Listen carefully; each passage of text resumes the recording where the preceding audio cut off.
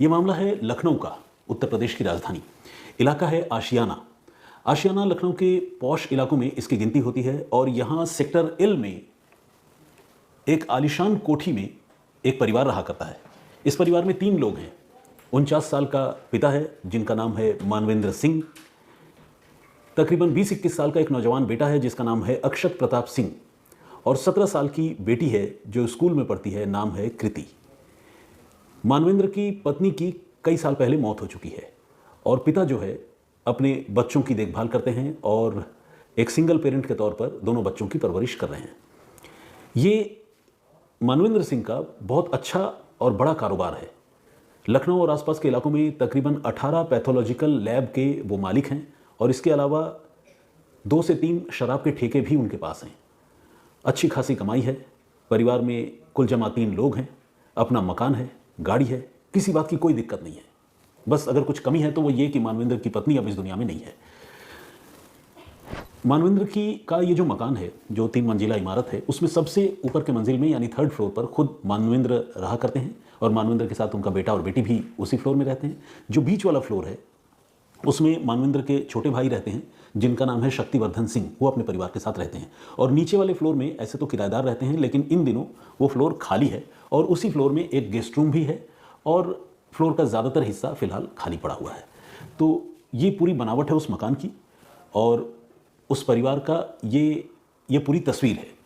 होता ये है कि 19 फरवरी की रात को मानवेंद्र सिंह अपने भाई के साथ लखनऊ में ही एक शादी समारोह में शामिल होने के लिए निकलते हैं।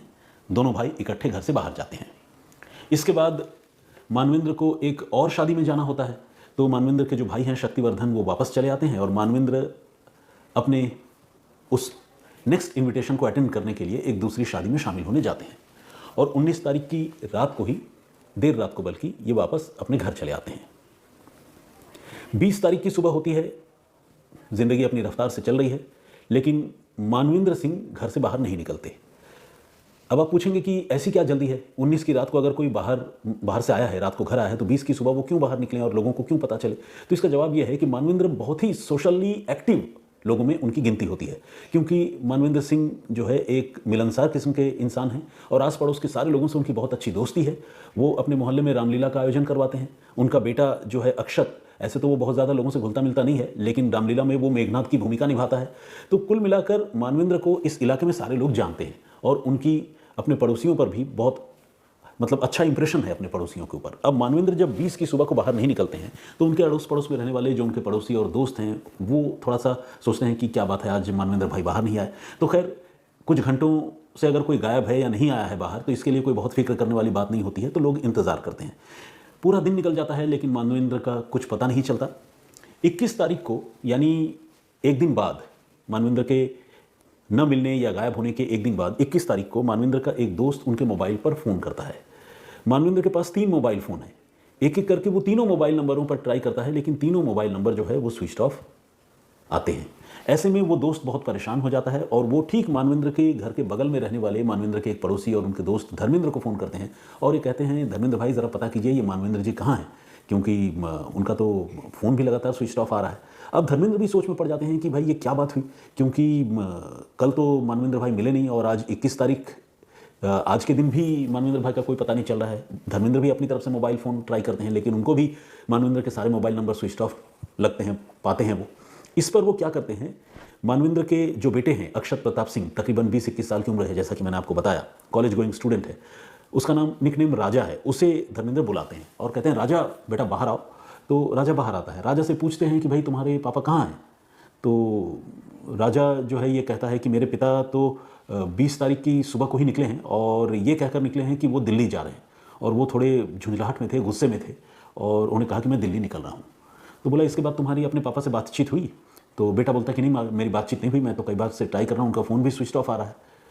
अब धर्मेंद्र जो है वो परेशान हो जाते हैं। वो कहते हैं बेटा तो फिर तुमने पुलिस रिपोर्ट क्यों नहीं लिखवाई, तुमने हमें क्यों नहीं बताया?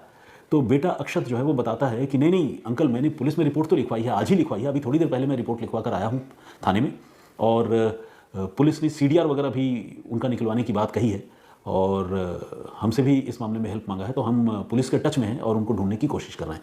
अब पड़ोसी ये भी पूछते हैं कि क्यों तुम्हारे अपने पापा से कोई अनबन, कोई लड़ाई झगड़ा, कुछ ऐसा तो नहीं हुआ कि वो गुस्से में चले गए? तो बेटा बताता है कि नहीं, वो नाराज़ तो थे ज़रूर, लेकिन वो मुझ पर नाराज़ नहीं थे। मुझे पता नहीं वो किस पर नाराज़ थे, लेकिन जब मैंने उनसे पूछा कि आप कहाँ जा रहे हैं, तो उन्होंने गुस्से में कहा कि मैं दिल्ली जा रहा हूँ, और घर से वो तेज़ी से निकल गए।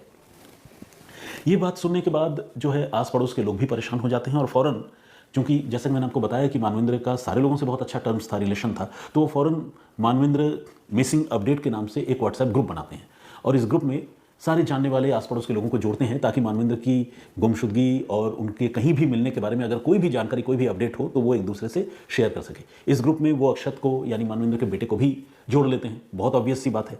अक्षत जो है इस ग्रुप में अपने पिता की तस्वीरें शेयर करता है, और साथ ही शेयर करता है वो गुमशुदगी की रिपोर्ट जो उसने थाने में दर्ज करवाई थी, और ये बताता है कि किस तरह से उनके पापा लास्ट टाइम यानी 20 फरवरी को घर से दिल्ली जाने की बात कहकर निकले थे, और ये भी कहा था कि 2-3 दिनों में वापस लौट आएंगे। तो ये सारा अपडेट उस ग्रुप में आने लगता है। लोग अपने अपने तौर पर मानवेंद्र को ढूंढने की कोशिश करते हैं, अपने सर्कल में उनकी तस्वीरें शेयर करते हैं, उनके प्रोफाइल, उनकी जानकारी, सब कुछ एक दूसरे को बताते हैं। वक्त गुजरता जाता है। 20 तारीख को गायब हुए थे, 21 तारीख का दिन भी गुजर चुका है, 22 तारीख का दिन आ जाता है, लेकिन मानवेंद्र का कुछ भी पता नहीं चलता। आस पड़ोस के लोगों की परेशानी बढ़ती जाती है। घर में जो बेटा है वो भी परेशान है, और बेटी वो तो खैर घर से बाहर नहीं आ रही है, लेकिन ऑब्वियसली वो भी बहुत डिसअपॉइंटेड और परेशान है, पापा गायब हो चुके हैं। तो ऐसे में आसपास के लोग ये तय करते हैं कि क्यों नहीं थोड़ा सीसीटीवी फुटेज हम अपने तौर पर ढूंढते हैं। बेशक पुलिस जो जांच कर रही है वो कर रही है, हम सीसीटीवी फुटेज खंगालते हैं। ये कहकर जो आस पड़ोस के लोग हैं वो उस आशियाना इलाके की वो जो कॉलोनी है सेक्टर एल वाली, वहाँ पर जो सीसीटीवी कैमरे लगे हैं, उन सीसीटीवी कैमरों को आसपास के लोग एक्सप्लोर करने का फैसला करते हैं। इत्तेफाक से मानवेंद्र के कोठी का जो गेट है, उस गेट के ऊपर फोकस्ड कोई सीसीटीवी कैमरा नहीं है, इसलिए वो एग्जैक्टली रात को कितने बजे आए और कितने बजे 20 तारीख की सुबह को निकले, कैसे निकले, गाड़ी से निकले, पैदल निकले, इन सारी चीज़ों के बारे में कोई बहुत प्रॉपर इन्फॉर्मेशन नहीं मिल पाती। लेकिन हाँ, इतना ज़रूर पता चलता है, गली में जो दूसरे सीसीटीवी कैमरे लगे हैं उससे इतना ज़रूर पता चलता है कि 19 तारीख की रात को मैरिज पार्टीज अटेंड करने के बाद मानवेंद्र घर लौटे थे, और लेट नाइट को लौटे थे। उनकी गाड़ी की तस्वीरें जो है वो सीसीटीवी कैमरे में नज़र आती है। मानवेंद्र के आने की पुष्टि होती है। लेकिन लाख कोशिश करने के बावजूद मानवेंद्र के 20 तारीख की सुबह या 20 तारीख के पूरे दिन उनके घर से बाहर निकलने की कोई भी तस्वीर, चाहे वो गाड़ी के जरिए जाते हुए हो, पैदल जाते हुए हो, कोई भी तस्वीर आसपास की गली में या रोड में किसी भी सीसीटीवी कैमरे में पड़ोसियों को नहीं मिलती है। ऐसे में पड़ोसी थोड़ा सोच में पड़ जाते हैं। उनको लगता है भाई ये मामला क्या है, क्योंकि अगर मानवेंद्र दिल्ली गए हैं तो तीनों मोबाइल फ़ोन मानवेंद्र क्यों स्विच ऑफ करेंगे, और ऐसा क्यों कोई करेगा। आजकल की तारीख में होता तो यह है कि अगर कोई फ़ोन स्विच ऑफ हो भी जाए तो इंसान तुरंत उसको स्विच ऑन करता है, और एक से ज़्यादा फ़ोन रखने का मकसद ही यही होता है कि अगर कोई फ़ोन नॉट रीचेबल हो या स्विच ऑफ हो तो दूसरे फ़ोन से उनसे कॉन्टैक्ट किया जाए। ऊपर से अब सीसीटीवी कैमरे के फुटेज ये बता रहे थे कि मानवेंद्र घर तो आए थे लेकिन घर से बाहर नहीं निकले थे। ऐसे में लोग फिर से मानवेंद्र के बेटे अक्षत से बात करते हैं। अब तक जो मानवेंद्र के छोटे भाई हैं शक्तिवर्धन सिंह, पहले तो उन्हें भी अपने बड़े भाई की गुमशुदगी के बारे में कोई खबर नहीं थी, क्योंकि वो बड़े भाई के साथ ही 19 तारीख की रात को शादी अटेंड करके घर लौट आए थे। लेकिन इसी कोर्स ऑफ इन्वेस्टिगेशन में और मोहल्ले वालों की सजगता की वजह से शक्तिवर्धन को भी पता चलता है कि उनका भाई जो है वो लापता हो गया, गुम हो गया। वो भी अपने भाई को ट्रैक करने की, उनको कॉल करने की कोशिश करते हैं, अक्षत से भी बात करते हैं, लेकिन कुछ भी पता नहीं चलता। इस बीच होता यह है कि आस पड़ोस के लोग ये तय करते हैं कि चलो एक बार पुलिस से जाकर मुलाकात करते हैं, और पुलिस को सारी बातें सिलसिलेवार तरीके से बताते हैं, और ये भी बताते हैं कि मानवेंद्र घर के अंदर आते हुए तो दिख रहे हैं लेकिन बाहर जाते हुए नहीं दिख रहे। ये बात अक्षत को भी बताई जाती है। अक्षत को भी लोग अपने साथ पुलिस के पास लेकर जाते हैं, लेकिन पुलिस के पास यानी थाने में पहुंचने से पहले ही अक्षत से जब घर वाले और मानवेंद्र के जानने वाले लोग पूछताछ करते हैं और कहते हैं कि बेटा सीसीटीवी कैमरे में वो घर के अंदर आते हुए तो दिख रहे हैं, बाहर जाते हुए नहीं दिख रहे हैं, क्या मामला है बताओ। तो लोग जब इस तरह से अक्षत से पूछते हैं तो अक्षत के चेहरे पर हवाइयाँ उड़ने लगती है। वो घबरा जाता है, और फिर वो कहता है अंकल सच बताऊं? तो लोग कहते हैं हाँ बेटा बताओ, तुमसे इतने दिनों से पूछ रहे हैं, कहाँ है पापा? तो बोलते हैं कि पापा ने जो है खुद को ख़त्म कर लिया है, उन्होंने अपनी जान ले ली है। अब जब अक्षत ये बात बताता है तो आसपास के सारे लोग सकते में आ जाते हैं, क्योंकि अब तक तो उन्हें उम्मीद थी कि उनके दोस्त और भाई मानवेंद्र जीवित होंगे, लेकिन अब जिस तरह से उनका बेटा अक्षत बता रहा है कि पापा ने खुद को ख़त्म कर लिया है तो वो बिल्कुल घबरा जाते हैं। वो पूछते हैं क्या मामला है, मतलब कैसे उन्होंने खुद को ख़त्म कर लिया, और तुमने किसी को बताया क्यों नहीं, अभी उनका शव कहाँ पर है। तो इन सारे सवालों पर वो बेटा अक्षत जो है वो बुरी तरह से उलझ जाता है, और उसके पास कोई जवाब नहीं होता, वो खामोश हो जाता है। ये सब कुछ पुलिस थाने के बिल्कुल करीब ही हो रहा होता है। लोग अब पुलिस के पास जाते हैं और पुलिस को वो सारी बातें बताई जाती हैं। इसी के साथ पुलिस अक्षत को हिरासत में लेती है और अक्षत से पुलिस पूछताछ शुरू करती है। लेकिन इसके बाद जो सच बाहर आता है उसे सुनकर वहाँ मौजूद सारे लोगों के रोंगटे खड़े हो जाते हैं। ये सच बाहर आता है कि अक्षत ने खुद ही अपने पिता मानवेंद्र सिंह की हत्या कर दी है, और हत्या 19 और 20 फरवरी की दरमियानी रात को की गई है, बल्कि रात नहीं, 20 तारीख की अर्ली मॉर्निंग तकरीबन 4:30 बजे। अब सवाल यह है कि अगर अक्षत ने अपने पिता मानवेंद्र की हत्या कर दी थी तो इतने दिनों तक वो मतलब अपने नाते रिश्तेदारों के साथ साथ मोहल्ले वालों को ये झूठ क्यों और कैसे, लोग ये सोच में पड़ जाते हैं। लेकिन इसका ऑब्वियस सी बात है, जवाब है कि भाई वो सच छिपाना चाहता है। जो कातिल है वो कभी अपना राज नहीं बताना चाहता, तो वो इसी सच को छिपाने के लिए आस पड़ोस के लोगों को और घर वालों को भी, नाते रिश्तेदारों को भी लगातार झूठ बोल रहा था। अब जब वो पकड़ा गया और उसने पुलिस के सामने अपने पिता का कत्ल करने की बात कबूल कर ली, तो पुलिस अब उससे पूछती है कि तुम्हारे पिता का शव कहाँ है, बॉडी कहाँ है? तो अक्षत बताता है कि घर में है। अब पुलिस अक्षत को हथकड़ियों में जकड़कर घर लेकर आती है। घर की तलाशी ली जाती है और घर का जो मंजर सामने आता है उसे देखकर पुलिस वालों के भी रोंगटे खड़े हो जाते हैं। यहाँ पर भी मैं इसलिए कह रहा हूँ क्योंकि इस तरह के केसेस पहले भी आए हैं। यहाँ पर भी मानवेंद्र और अक्षत के घर पर पुलिस को एक नीले रंग का ड्रम मिलता है, जिस ड्रम में मानवेंद्र सिंह की आधी अधूरी लाश बरामद होती है। सिर, हाथ पैर और शरीर के कुछ दूसरे हिस्से गायब हैं, लेकिन धड़ का हिस्सा, जिसे टोर्सो कहते हैं, वो एक नीले रंग के ड्रम में पैक है। कमरे में खून ही खून बिखरा पड़ा है और वहाँ पर खून से सना हुआ एक गद्दा भी है, और लाश के जाहिर है टुकड़े किए गए हैं, तो वहाँ पर एक आरी भी है। अब पुलिस अक्षत से सख्ती से पूछताछ करती है और वो सिलसिलेवार तरीके से पूरी कहानी बताता है। ये कहानी आप लोगों को भी जाननी चाहिए और ये समझना चाहिए कि ये पूरा घटनाक्रम हुआ कैसे और इसके पीछे की वजह क्या रही। क्या ऐसी घटनाओं को रोका भी जा सकता है? एक मकसद तो ये भी है इस पूरी कहानी को सुनने और जानने का।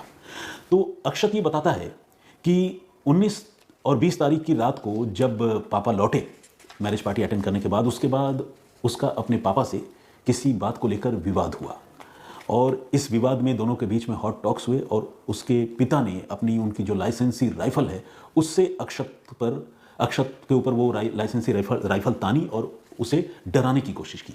ऑब्वियसली अक्षत पर जब राइफल पापा ने तान दिया तो अक्षत इस बात से डर भी गया था, लेकिन इसके बाद जाहिर है पापा ने गोली नहीं मारी, पापा का इरादा गोली मारने का रहा भी नहीं होगा, तो वो राइफल रख देते हैं और इसके बाद धीरे धीरे रात को ही मामला शांत पड़ जाता है, खामोश हो जाता है, सब कुछ सेटल हो जाता है।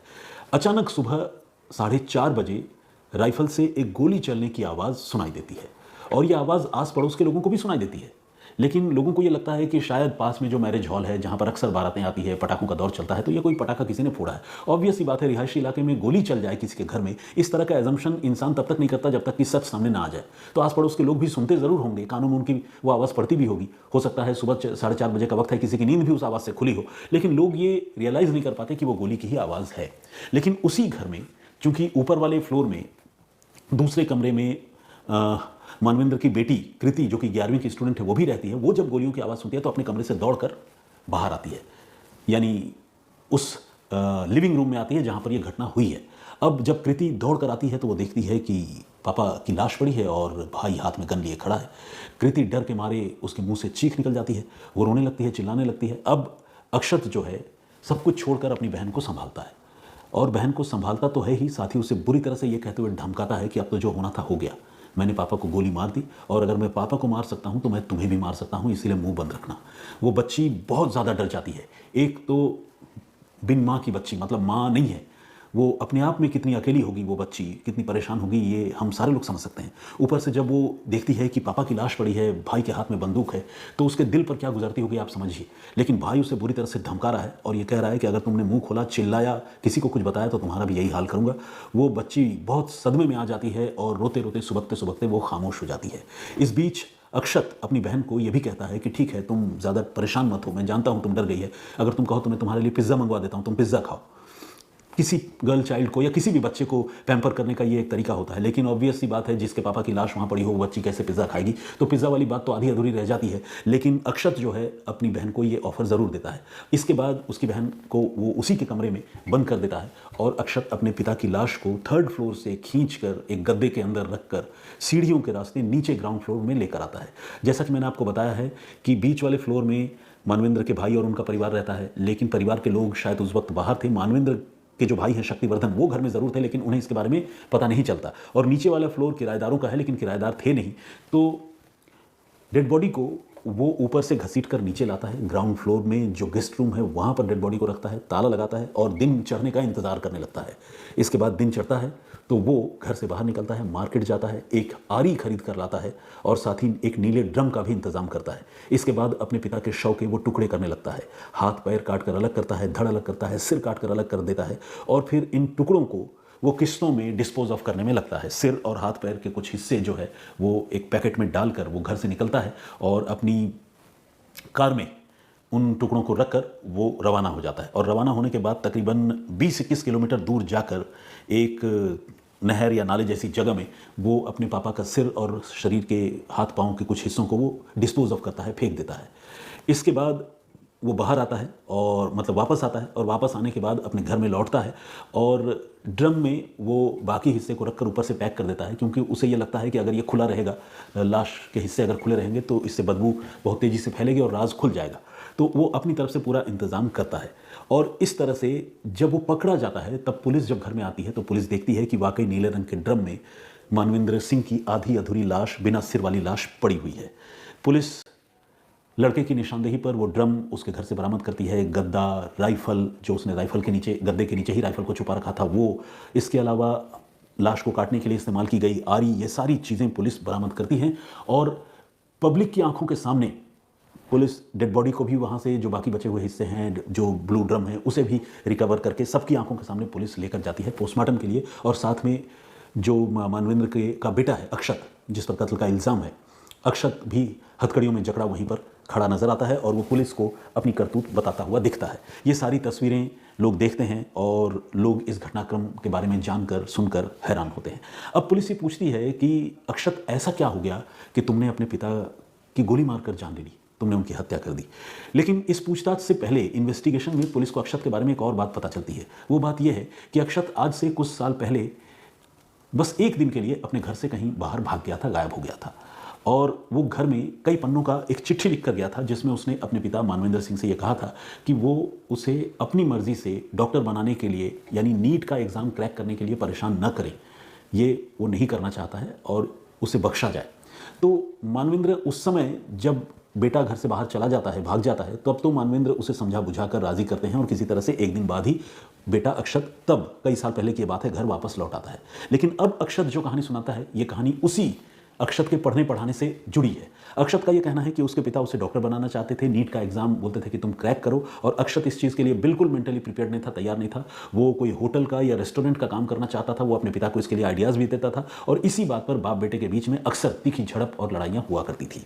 19 और 20 फरवरी की रात को भी मानवेंद्र और अक्षत के बीच में इसी बात को लेकर बड़ी तीखी झड़प हुई और उसी झड़प के बाद पहले पिता ने बंदूक तानी, जैसा कि अक्षत ने बताया है, और उसके बाद जब मामला थोड़ा सबसाइड हो गया तो फिर बेटे अक्षत ने उसी बंदूक से, उसी राइफल से अपने पिता के सिर में गोली मार दी। और इसके बाद जैसे जैसे लाश को ठिकाने लगाया और जैसे जैसे इस पूरे मामले का खुलासा हुआ, वो सारी बातें मैंने आप लोगों को बताई। अब यहाँ पर 2 सवाल लोगों के मन में है, उस सवाल पर आप भी क्या सोचते हैं मैं आप सबसे जानना चाहूँगा। एक तो ये कि इस घटना के बाद तकरीबन 4 दिन गुजर गए तब इस मामले का खुलासा हुआ, यानी 23 तारीख को देखा जाए तो ये मामला पब्लिक व्यू में आया, पुलिस की नज़र में आया। उससे पहले 19 और 20 की दरमियानी रात को या 20 की सुबह को उनका कत्ल हुआ था। तो इस बीच वो लड़की को तो, बच्ची को तो खैर ये जो बेटा है अक्षत, उसने पहले कमरे में बंद भी कर दिया था, लेकिन बाद में बच्ची का चूंकि इम्तहान था, एग्जाम था, तो उसे कमरे से भाई ने आज़ाद भी किया था और वो बच्ची घर से बाहर भी आई थी, पड़ोस में एक बच्ची के घर पढ़ने भी गई थी। लेकिन तब भी आस पड़ोस के लोगों ने उस बच्ची को देखकर ये समझा नहीं कि इसके पिता की हत्या हो चुकी है और वो घर में लाश पड़ी है और भाई ने ही कत्ल किया है, क्योंकि बच्ची के चेहरे पर इस तरह का कोई इमोशन, दुख वाली बात भी किसी ने नोटिस नहीं किया। आस पड़ोस के लोगों ने ये बात बताई और मैंने सुनी है। अब कई लोगों को ये लगता है कहीं ऐसा तो नहीं कि मर्डर के इस मामले में बेटी भी इन्वॉल्व हो, ऑल्दो वो छोटी है, और कई लोगों को यह भी लगता है कि अक्षत ने चूंकि अपनी बहन को डरा दिया होगा तो उसने डर के मारे मुंह नहीं खोला होगा। तो ये एक पहलू है जिसके बारे में इन्वेस्टिगेशन करने की दरकार है, सच उसके बाद सामने आएगा। और दूसरा ये कि क्या ये महज अपनी इच्छाएं या अपने अरमान बेटे के ऊपर थोपने का भयानक नतीजा है या फिर इसके पीछे कोई और कहानी है। क्या सिर्फ नीट क्रैक करो ये कहना और इस बात के लिए अपने बेटे को मजबूर करना, इसको लेकर बेटा इतना विचलित हो गया कि उसने अपने पिता की गोली मारकर हत्या कर दी, फिर उनके लाश के टुकड़े किए, या फिर इसके पीछे की कहानी कुछ और है, ये भी पता करना जरूरी है। यानी कत्ल के मोटिव को लेकर भी थोड़ा सा लोगों के मन में संशय है। आप इस पूरे घटनाक्रम पर क्या सोचते हैं, प्लीज़ कमेंट करके जरूर बताइएगा।